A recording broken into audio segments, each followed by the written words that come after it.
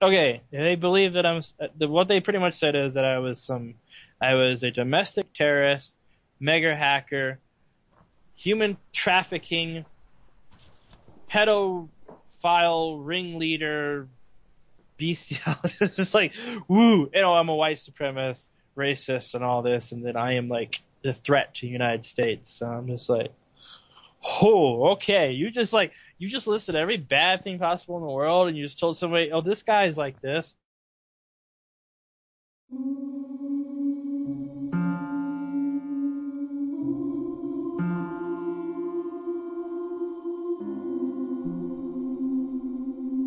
Well, I'm Foxer and Nightfire.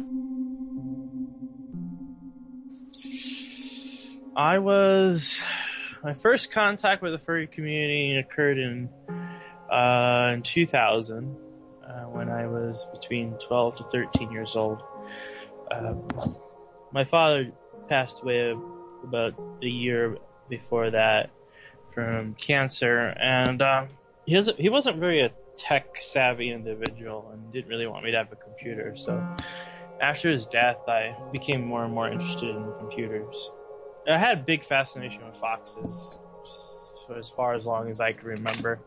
It's probably from cartoons like Robin Hood and stuff that kept my fascination of foxes alive for so long. And I was just started doing random searches on AOL for foxes, and eventually I started finding pictures of foxes, and then I started finding artwork, and then the game Star Fox, which I never knew anything about, and then I was like, oh, this is pretty cool. And then that led me to a MSN group, when MSN groups were actually a thing back then.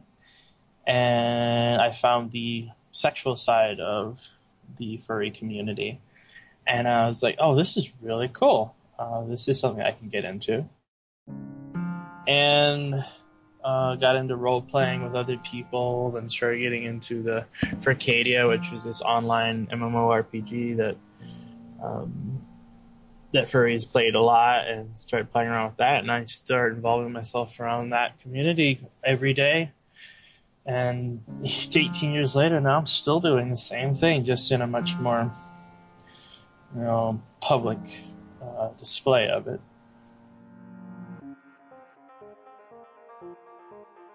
Things I have learned since being euphemistically kidnapped by the furries are they don't really have a good public perception. A lot of people link it to people in big suits walking around. There's the sexual aspect in these TV shows and write-ups they had and all that stuff. And that's what really focused on. It was like perverts in animal costumes was the public perception.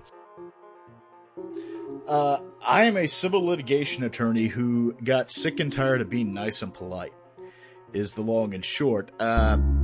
We started the blog actually almost exactly a year ago as a profane way to talk how lawyers talk when there aren't clients around. The Boozy Barrister is an extension of me. I tell people all the time, the Boozy Barrister is the courtroom persona amped up to 10. About, I want to say 6 months ago now, somebody sent me a link to a tweet about a furry sovereign citizen drama. I wrote a piece on it because I had absolutely nothing planned for the next day, and the furries lost their damn minds. Hello, my name is Dio, and I am a furry on Twitter. And that's the basics. So if you're a furry on Twitter, does that make you a furry in real life as well? Sadly, I'm not actually covered in fur, and I'm not a 6.5 foot tall Tasmanian devil lady in real life. But yeah, I go to conventions, and I'm a part of fur meets and different things. So I would say that, yeah, I'm a furry in real life too. I came to the furry community about 12 years ago. It started in the slippery slope of trying to build my first Halloween costume, which was a werewolf costume. And nobody builds costumes as well as furries when it comes to making an animal. So that was where I first started. Was I stumbled across this fursuit live journal community, and people there were posting these tutorials and talking about where they were buying fur. And so I made one werewolf costume, and then it kind of evolved from there. I wore it for the first time, and I was super proud, and I couldn't wait to make another one. And so that's where it started. My piece really kind of went in and didn't treat them like, I guess freaks is the best word. At least no freakier than 90% of the other people I run into in the course of the day. And they really appreciate it being talked about like people. I mean, they really appreciate that. At the time I wrote that piece, the website saw maybe about 100 readers a day. Most of them lawyers. I know for a fact there were a couple federal judges who read it. The furries kind of adopted me as their lawyer mascot. The identity of Foxler as the Corsac Fox I am was in my early roots of my childhood. You know, as I became a teenager, I started identifying as this character more and more, and I built pretty much a life identity out of it. And for some furries, yeah, it's just a hobby or just a casual thing with friends and other people that have similar interests. For other furries, it's a spiritual or emotional connection, or my boss knows about it, my family knows about it, my friends know about it. Like it's just they already know this is the person. When I have time to actually wear the said costume, this is me. I am currently in a relationship with a furry named Cody Wolf, and he's a blue wolf. Nothing super special, but it's a gay relationship that I have with him. And one interesting note on that, yeah, I was very straight when I joined the furry community. And that evolved over time with the exposure to the furry side. So that is a very complex puzzle in itself. When I first joined the fandom, I really identified as being straight. I still, to some subconscious level,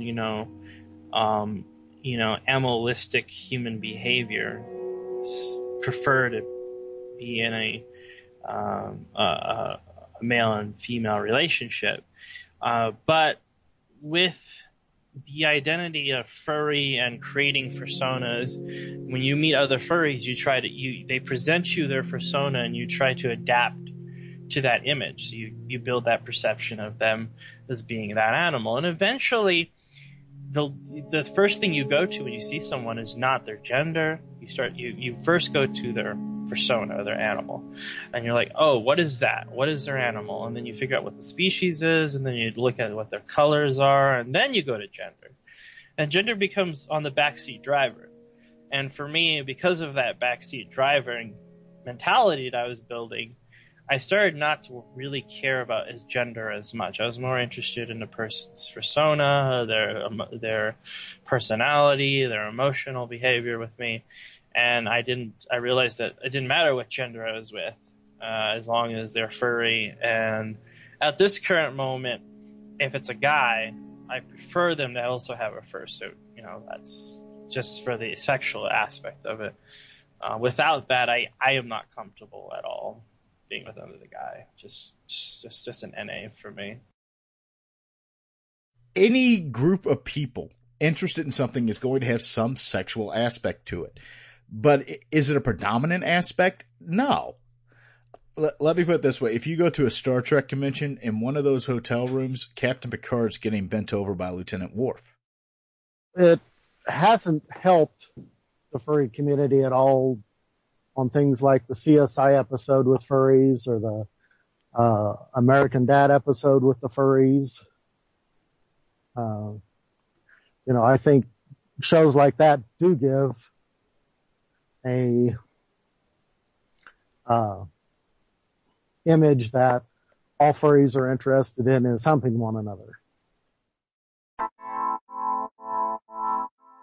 The public does seem to know more about the sexual thing. I'm pretty open about my interests, including the sexual side of the furry community, and I've gotten questions many times when I was in Hawaii doing work out there, and I had my fursuit. I had people come up to me and ask me, "Hey, do you have sex and stuff in there?" And yeah, and so they immediately have that perception that furries are a very sexual fetish orientation. So I would say that it is pretty accurate. It's not necessarily the whole point of the community, but it's a fair part of it. What did you say when people asked you that question? Well, I like not putting a filter on, so I do say personally, yeah, I do have sexual fetishes that involve in the furry community, and yeah, I do engage in sexual activity in my said fursuit / costume. It probably starts back to October or November of 2016. I got a few phone calls from different friends in Colorado who'd been receiving these threatening phone calls. One of my friends kept getting phone calls at all hours of the night, telling her to kill herself, that people were going to come to her house and murder her. All sorts of horrific shit. She was scared, terribly scared. So I told her, call the police, call these people, talk to so-and-so. And, she was wondering about Rocky Mountain FurCon. Would she be safe there if she went? Because she was pretty sure it was this group of furries called the Furry Raiders making these phone calls. And at this point, I hadn't heard about these guys. And so I started looking into it, and they had bought up a bunch of rooms at Rocky Mountain FurCon, the con previously, and they booked 25% of the rooms and caused a big problem for the con because they couldn't actually give out rooms to people who wanted to attend when 1/4 of the rooms were being held hostage. So I was looking in on this, and I'm kind of hot-headed. It comes with being, I'm in the trade, so we say a lot of shit. And I've never been a quiet woman, and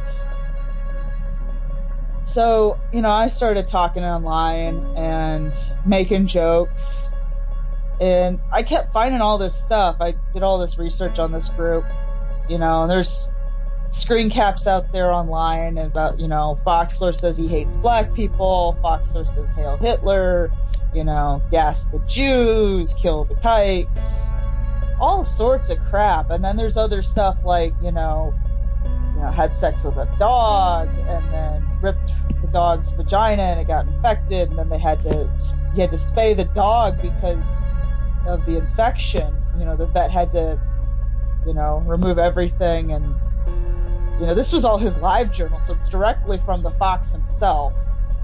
And all of this was horrifying, His live journal posts about, cyber sex with 13-year-old girls. And then I ran into a post somebody else had found about, on Facebook, that this stepfather had mentioned Foxler specifically, in a warning post to people in his local area because Foxler had given his 16-year-old daughter, when Foxler was 25 at the time, a puppy and money to run away with him.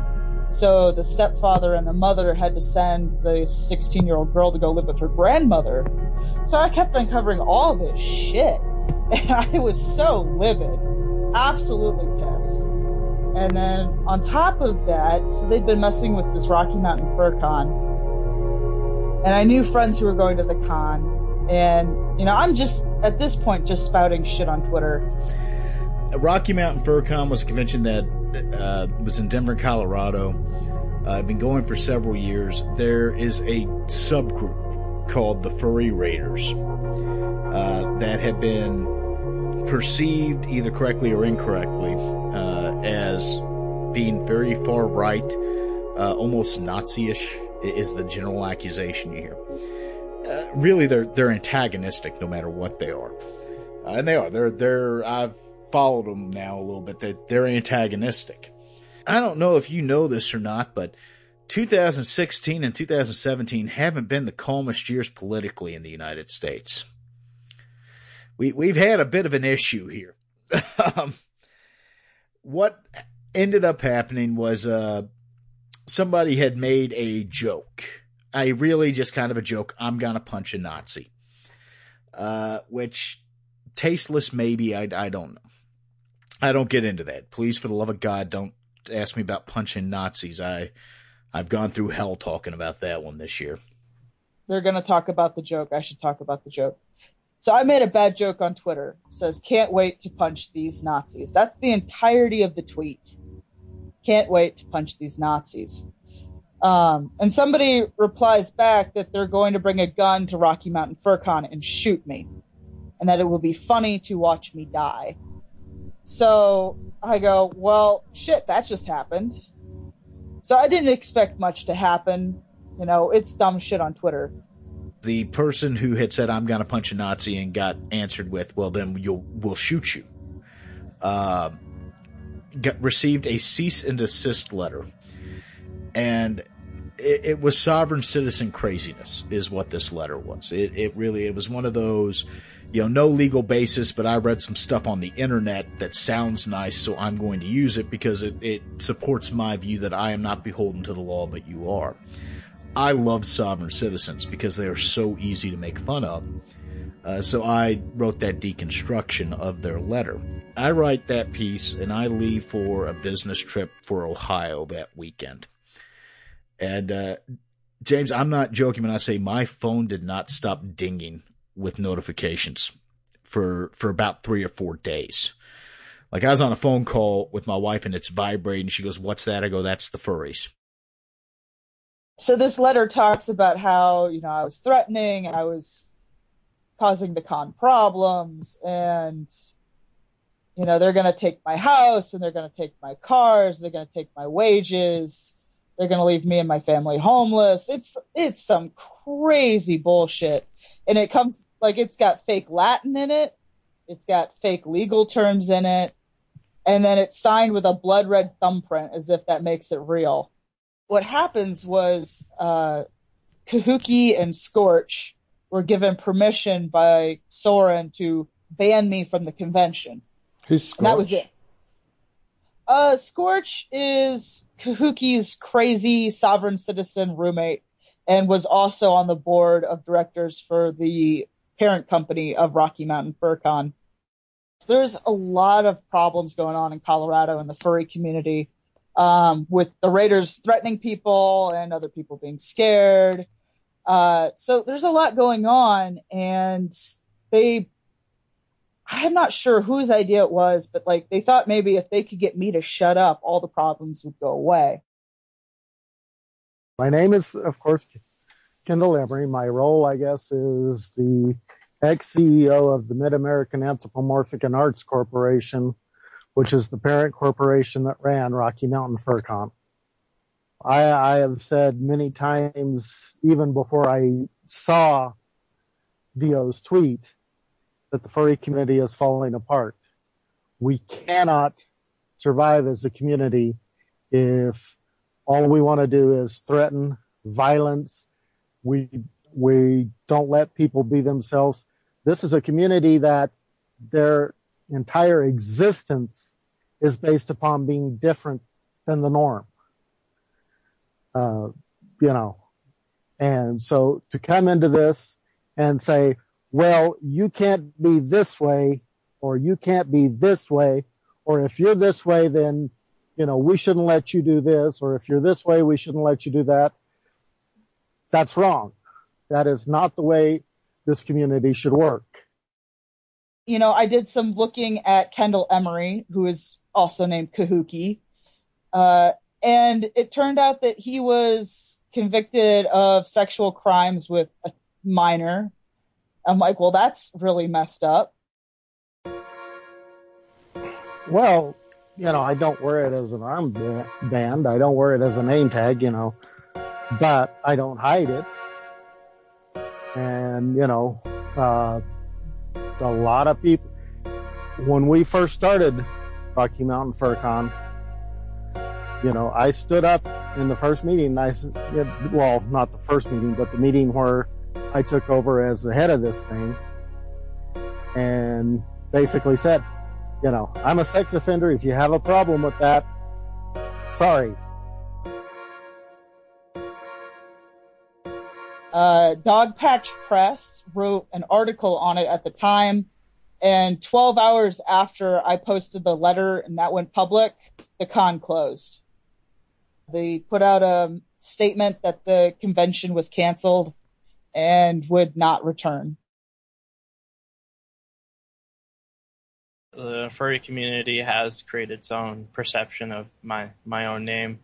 Originally, it came in 2007 when I was trying to join Second Life, the game, and it's just a virtual world where you can play as a second life. My screen name is Star Fox, Ace Fox. There's Fox quite a few times there. My business name is Foxrunner PC. I live on Foxtail Street. My persona name is a Foxler, and I'm, of course, like Fox. The Fox is inherently always there in some form. And when I was sitting there thinking about it, I'm like, what should I put? And I looked at my driver's license. I can't do anything with my first name. Well, what can I do with my last name? And I just took out the first three of Miller and made Foxler. But people take that notion as that I took those three letters of Fox and the end of Hitler to create said persona name, which is not true. But in a sense, connecting dots is not always linear.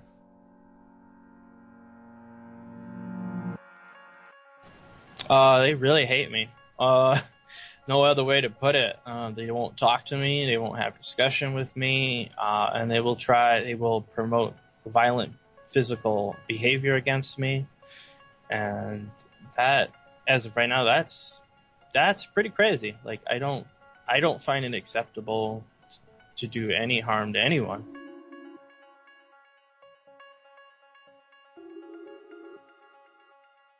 The armband.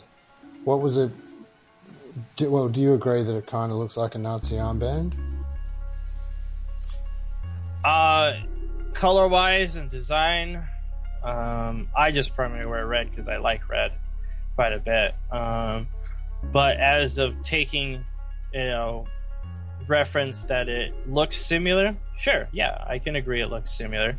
But then, I could also put up the same argument that, there's been bands like My Chemical Romance, Michael Jackson, Pink Floyd, they also wore armbands too. They did in all different ways, and it's just another article of clothing that that people have worn, not just strictly to the National Socialist Party. 4 years later, I was told that it was created by a World War II furry group that was into historical aspect of World War II, and they used their role play as multiple parties, both the Allied and Axis, and the armband was just supposed to represent the Axis. And I can now was like, oh, okay. So my first question was, what the fuck are Nazis again? And so I had to go on my little splurt to research and understand it. And I thought, okay, people say they're bad. Nazis are bad. Don't know why. I understand why. Actual 1945 Nazis are bad, but what makes neo-Nazis bad? And then I went into that, and I tried joining a Nazi group to get more insight about what they were about, but I was completely rejected on the first day because I was very open about who I was. So, yeah, I didn't pass because, 1, I'm not white, 2, I'm a furry, and 3, apparently I'm a homosexual because I was a furry. So they disqualified me to the curve. I've watched his videos that he puts out on his YouTube channel. Some of them I cut up to prove to other people the things he says are true. Like the one where he talks about paying dues to a neo-Nazi group and joining this neo-Nazi group. I took that out of one of his own videos where he's in his fursuit talking about joining a neo-Nazi group and giving money to neo-Nazis. They've labeled me as a murderist, a pedophile, and a beast, and a dog fucker, pretty much. They labeled me those three things, but I've never done any of those things, and there's no evidence to support it, so that's why there's no legal issue I've ever had. But because I'm not gone and disappeared and locked up, they will continue to bash at it any way they can all the time. Like, I have not seen a day where if I go to a convention, that's like the first report the convention gets is like, oh, there's a pedophile dog raper in the fucking convention. I'm just like, oh my God. Oh, he's a Nazi while you're at it. Let's just add that on it. And I'm just like, really? Part 2 of this story, if you are listening to it as I release it in 1 week, if you are listening to it more than 1 week after I release it, now. Thank you for listening to this episode of The Rule Book. This episode featured interviews with Foxler Nightfire, Dio Taz Devil, and Boozy Barrister, aka Boozy Badger, as well as Kendall Emery, who goes by Kahuki. I would love to hear from you about this episode, if you loved it. TheRulebook.xyz or Rulebook Podcast on some of the socials, where I can keep up.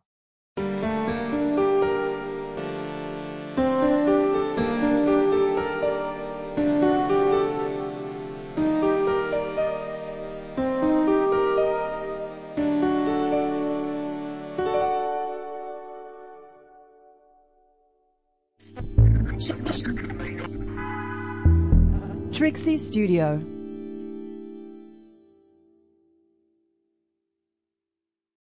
I'm James Bilson. This is The Rule Book, and I'm here to let you know that if you haven't heard part 1 of this story, well, it's mandatory. You have no choice. You may not proceed until such time as you've listened to part 1.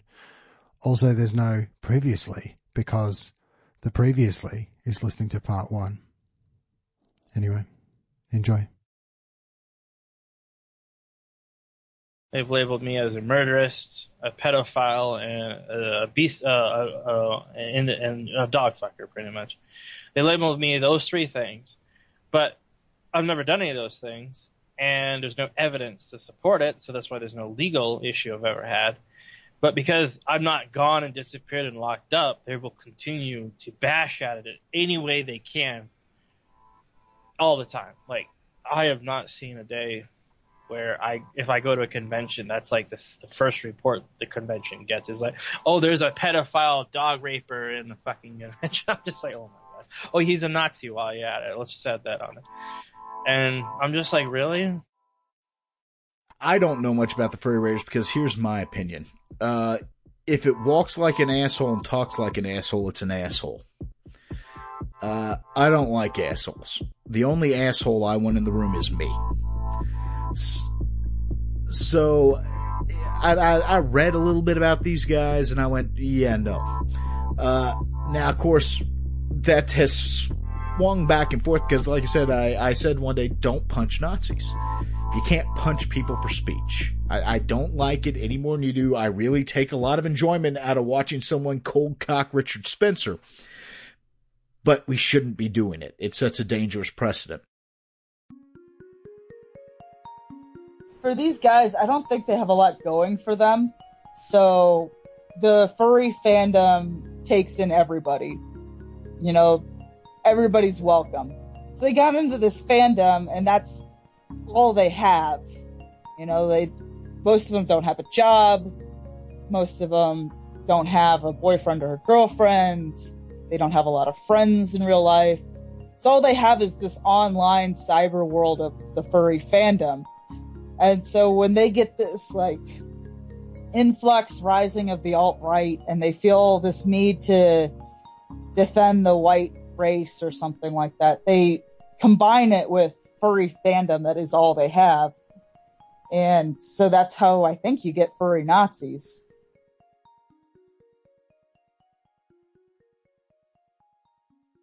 I was your classic high school dropout, you know. Never finished finished primary or secondary school to be the correct term.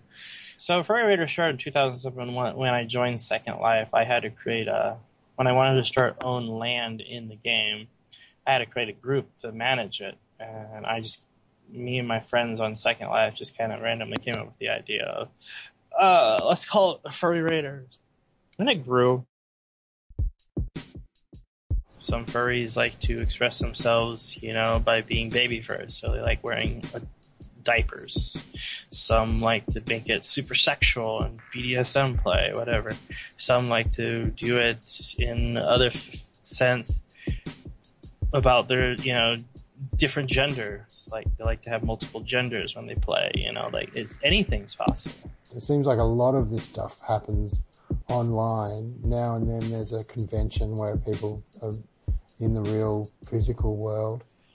Do you separate them out, or is it all the same thing? Some furries separate it out, some don't. A good portion don't separate them. They're both about the same to them. And a lot of it does happen online. It's primarily an online thing. We do have the conventions. We have local meets that you can go to spend time with furries and actually dress up and all that. This isn't Dungeons and Dragons for these people. They're not going out there and rolling dice or thinking that they have magical powers or they are giant animals. I have to laugh. I frequently tell my clients the internet is real life now. It's not fake anymore. The internet's real life. If you post something on your Facebook and the opposing counsel gets a hold of it, we're going to see it to think that the internet is not serious anymore, because it is. I see it every day used in court hearings, used attached to pleadings, produced in deposition. The idea that the furry community itself is a fantasy, I mean, well, obviously. But it's one that the people who are in it feel strong connections to. They may feel a strong connection to their character or characters. Some of them use their characters as representations of themselves. There are members of the community, not by any means the majority, but members of the community who are very, not antisocial, but agoraphobic may be the best word. They don't. Ken White, better known online as Pope Hat, who's a criminal defense and constitutional attorney, I believe, has a saying. And it doesn't matter if you're sane or if you're fucking the goat ironically, you're still a goat fucker. My name is, of course, Kendall Emery. My role, I guess, is the ex-CEO of the Mid-American Anthropomorphic and Arts Corporation, which is the parent corporation that ran Rocky Mountain FurCon. I was playing a D&D game, and we were using Ollie Canal's World of Rim setting, and we were sitting down creating the game and creating our characters, and I decided I wanted to be a Lutri. And I sat here working on this character, and I was looking at everything I was writing down. And pretty soon I just looked down and went, that's me. And so I took on the persona of Otter. Is the furry community about love?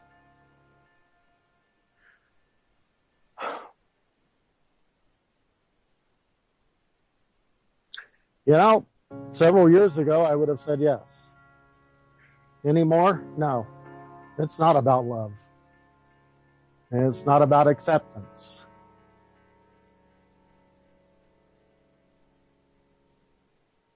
What's it about? It's about hate and intolerance and making sure that anyone that's not exactly like I am is not allowed to participate. What motivated me to want to be part of the furry community was community. It was a group of people that shared like interests. To me, it was all about community. And I think that's why it hurt me so bad when, I looked at the community and went, why is everyone hating everybody? Why are we, why are we so against anyone who's not exactly like us? And And I will be honest with you, I have actually cried many times over that. Because I saw something I love being torn apart. And it wasn't being torn apart from the outside, it was being torn apart from the inside.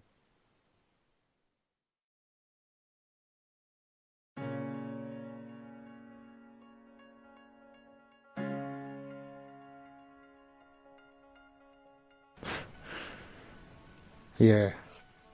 This stuff's tempting. I keep catching myself because this stuff's sort of tempting to laugh at a bit. Because I mean, it kind of is. It's sort of Yeah, otherness for me. You it. know, I'm not a furry. I'm only just learning about all of this stuff. So it seems strange because it's not anything that I know. But at the same time, from standing in your shoes, it's probably more scary than funny. I mean, it is scary, and I do worry about my family. But at the same time, I'm not like so invested that I don't see how funny it is when you have people who are, you know, drawing dog pictures of themselves wearing little Nazi hats and are so invested in this idea of not just being furry, which is already a bizarre, weird concept, but of being furry Nazis. I'm like, that's such a weird blender of things to put together. Not only do I like animals with human characteristics, but I want those animals with human characteristics to also be Nazis. Like, it's absolutely preposterous. If you would have told me like 3 years ago that this Nazi thing would be coming up like it is in the world and in weird fandoms like furry, I would have laughed and called you a liar. But apparently that's the world we live in. So I don't even know. I've never had issues with people on both sides, you know, the supposable white nationalists and then the anti-fascists and the BLM and all these groups, like, all over the place. I've never had a problem with them directly. Like, I've been near protests in my fursuit with the armband, and they don't care. I'm there. I'm just a little oddball in the corner. And I've never had a physical altercations with any of them. They've been totally chill. It's when it comes to other furries, that's a whole nother ballpark. That's like, it seems like because I'm closer to home for them, that they take it even more personally. That they take a lot more emotion into it. And then, you know, I've had issues where I've been physically attacked. The group is growing. The furry raiders have been growing, and people say the same thing. Once they actually get to meet and talk with me, they're like, I don't see what the problem is. He's just another furry. He's just another person that, you know, decides to be a little different and wants to try what I can do, what I'm within my reach for other furries. And because I believe in this community, like, wholeheartedly. Like, it's my foundation of my existence of a Foxler and all that is built around all this. So why not take care of it? And that's what I've been trying to do. But the thing is that I think what a lot of people get upset about is that I'm not willing to change the perception of my persona just because it doesn't work for some people. And at the same time, people that feel the same way, they feel like they're being forced to change because they like something that not everybody likes. My first time at Rocky Mountain Fur Con in 2011, before I started looking into neo-Nazis and all that crazy stuff, I was there, and it was at the Doubletree, and the fursuit parades were happening. I didn't have a fursuit yet, and one of the furries got kicked out of the fursuit parade, and I asked him why, and I said, because I'm a mersuiter, you know, person that has sex or yiff in a fursuit.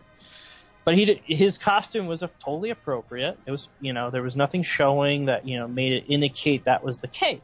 He was just a no mersuiter. He had videos posted and stuff. And I'm like, why are they treating you like this? Does it really matter what you do in your personal time? You know, what you post on the internet shouldn't stop you from being part of the parade with all the other furries. And, he was upset about it. He's like, because at the time, mersuiting wasn't very popular, and it was frowned upon because, you're taking a piece of artwork and you're shaming it with this sexual deviance. But, at the same time, you kind of pay for it, you can do what you want with what you pay for, like I go buy a new car and I decide to go wreck it the next day. That's my problem. So furries don't seem to agree on this, on how things should have been. First, it should be treated back then, and he was being shunned and ostracized for it. And I was completely just like, what the hell? Like, this is not the furry community I knew. When I was a young, you could say, pup at the time, as a teenager in the furry community, it was all welcoming and everybody was okay with each other, and you could have the most weirdest fetishes and nobody cared.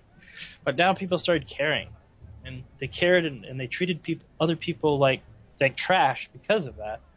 And it just got worse. There's furries out there, like I said, the baby furs, cub furs that their personas are young characters. They sometimes like to wear diapers in real life. Okay, sometimes it happens. You shouldn't treat them like shit just because they're interested in that, or it's what they enjoy. Fursona is a furry's representation of themselves. It's a character that is either an idealized version of you or just a version of you that you can work with. And I like Tasmanian devils because they're loud, they have big mouths, they eat a lot of garbage, and they're very sturdy little animals, and I felt that way. My local police are kind of waiting right now. It's a really weird limbo state where I just have to wait. What are they waiting for? To be honest, my local police are waiting for somebody to come take a shot at me. How likely do you think it is that that's going to happen? I don't know. I would say unlikely, but people keep surprising me over this last year. I hope nobody comes to my house. I don't live alone. I have a family.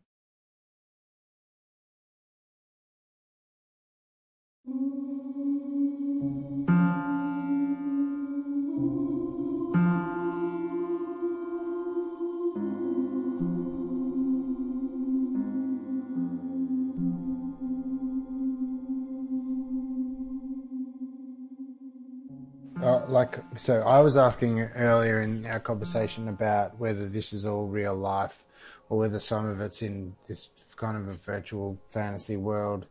And then it sounds like you a lot of what people have taken as being these horrible things about you, pedophilia, bestiality, racism, whatever, are things that have come out of something you've said that you meant as a joke.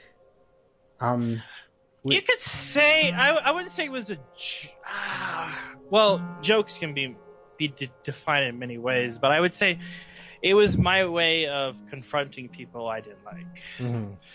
But I didn't know these people, and that was years ago. A lot of these posts you'll look from 2005 to 2013. I had moments when I'm on the internet. I'm not on Facebook. I'm not on MySpace. I'm not on Twitter. I didn't do social media at the time. I just watched a lot of videos on YouTube if I was bored. I would make weird comments just to try to prove a point. And people took that and completely bloated it into a whole nother existence. Because obviously the internet doesn't forget, which is true. But the thing is that they weren't there when the context happened. And they didn't know what my intent was. So because they didn't know my intent, they could only assume. And that's all it is nothing but opinions and assumptions. And, if I was really doing these things, said claim, there should be unfutable evidence that I actually did them. Like, oh, did I have sex with my dog? Yeah, if I did do that, it should be a, film of it, like me videotaping it. Like, no, there is not.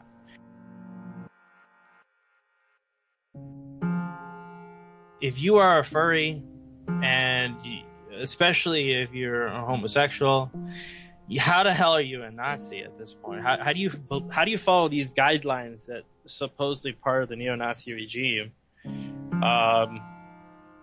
and still be a furry and be gay at the same time? I don't see that work. And a lot of people that do claim they are, I do have a few members that have claimed it. You know, I get up close and personal with them. I figure out who they are really inside, and really they're just like a 21 or 22-year-old that's really gay, wants somebody to like them, wants some attention, and they think by labeling themselves a neo-Nazi or a Nazi that people are going to pay attention to them. Mm. And at the end of the day, no, they just want to feel there's a place for them.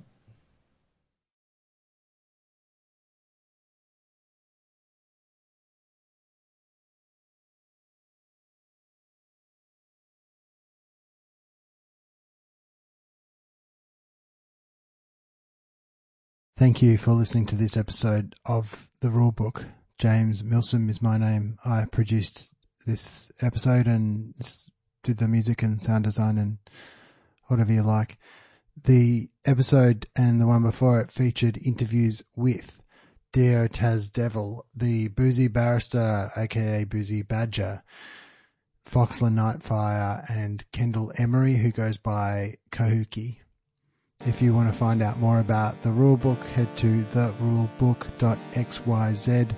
Find me on social media at Rulebook Podcast and get in touch.